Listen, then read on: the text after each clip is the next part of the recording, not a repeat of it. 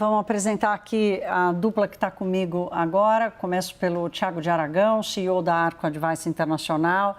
Thiago, você é parceiro nosso aqui do WW. Obrigada, bem-vindo. Muito obrigado, prazer estar aqui com vocês. A gente é que agradece, meu caro. E Fábio Andrade, professor de Relações Internacionais da SPM.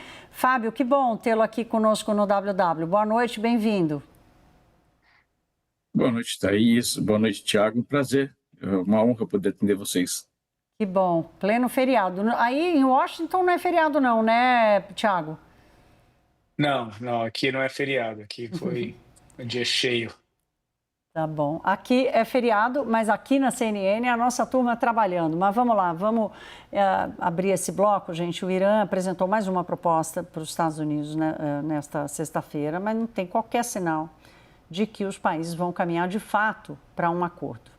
O Donald Trump continua com um bloqueio sobre os portos iranianos para pressionar o regime, mas tem indicado cada vez mais que uma nova ação militar está na mesa. Vamos ver na reportagem de Mariana Janjacomo, direto de Washington. A nova proposta do Irã aos Estados Unidos foi enviada com intermediação do Paquistão. Donald Trump disse que as lideranças iranianas fizeram progressos nessa última iniciativa para encerrar a guerra no Oriente Médio, mas afirmou que continua insatisfeito. They're not coming through with the kind of deal that we have to have, and we're going to get this thing done properly. We're not going to leave early and then have the problem arise in 3 more years.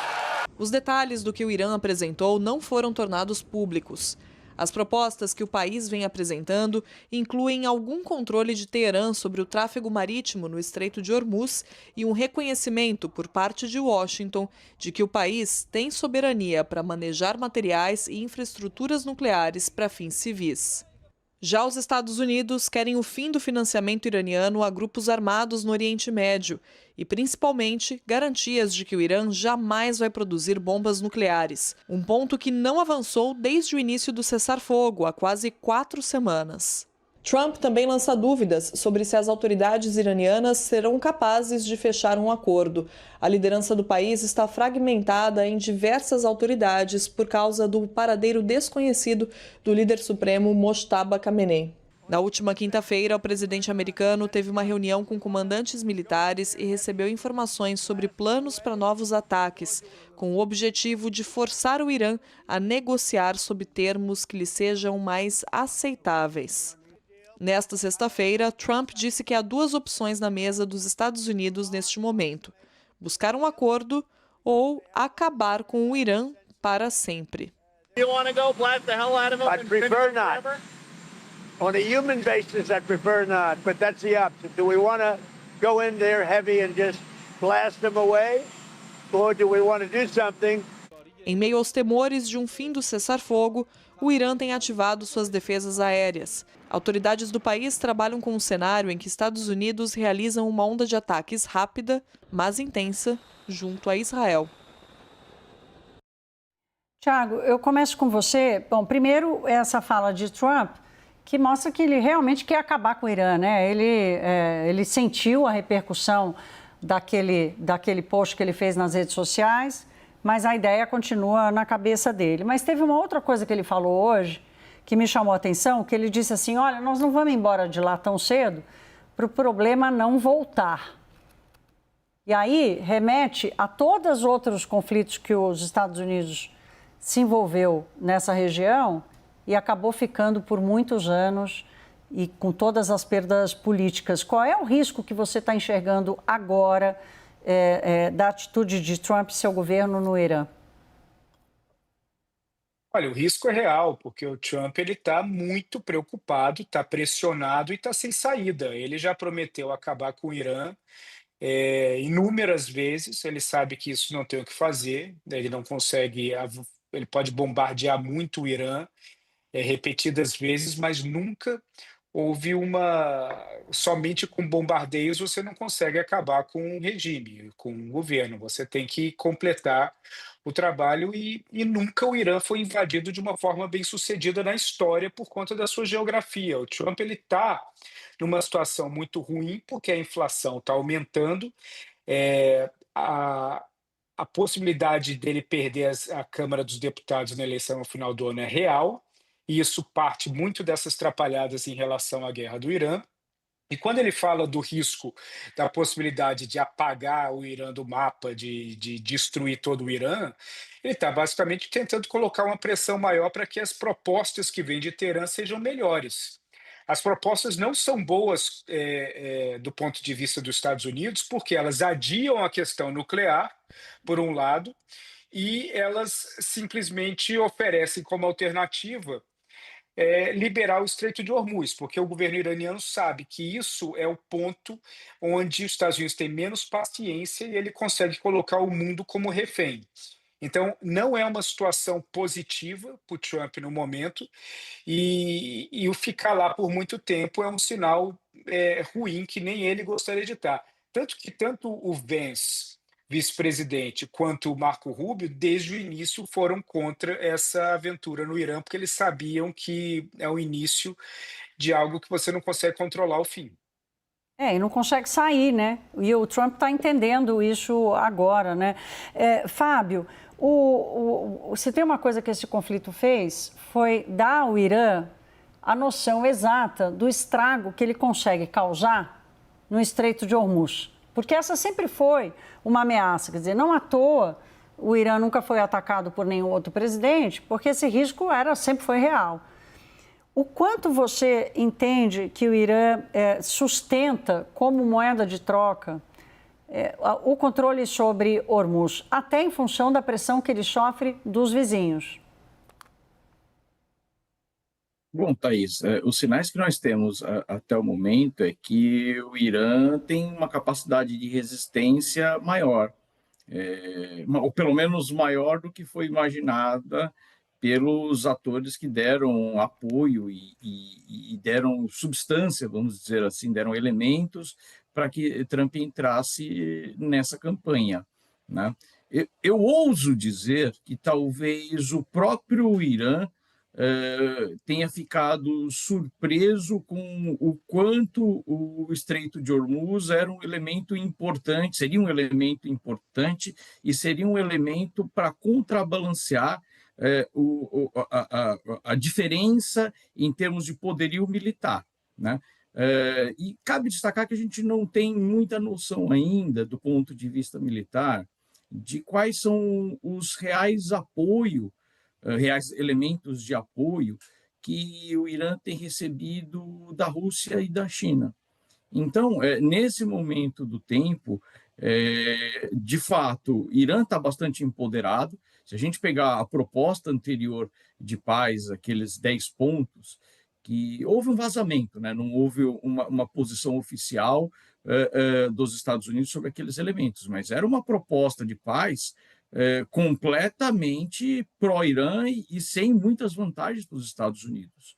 O que, do ponto de vista político, portanto, seria inadmissível, porque ele precisa de algum símbolo de vitória político para justificar, mesmo para suas bases mais entusiasmadas, o custo, a elevação de custo de vida que essa proposta está gerando. Então, eu te respondo que a capacidade... o Irã acabou não só descobrindo o real potencial, como há elementos para a gente pensar que ele ampliou sua rede de apoio com outros atores que disputam estrategicamente, geopoliticamente, uma posição com os Estados Unidos, e o Irã saiu muito fortalecido. E o Trump, nesse momento, precisa, de alguma maneira, sinalizar alguma vitória, alguma tentativa de vitória política para justificar os estragos na economia norte-americana.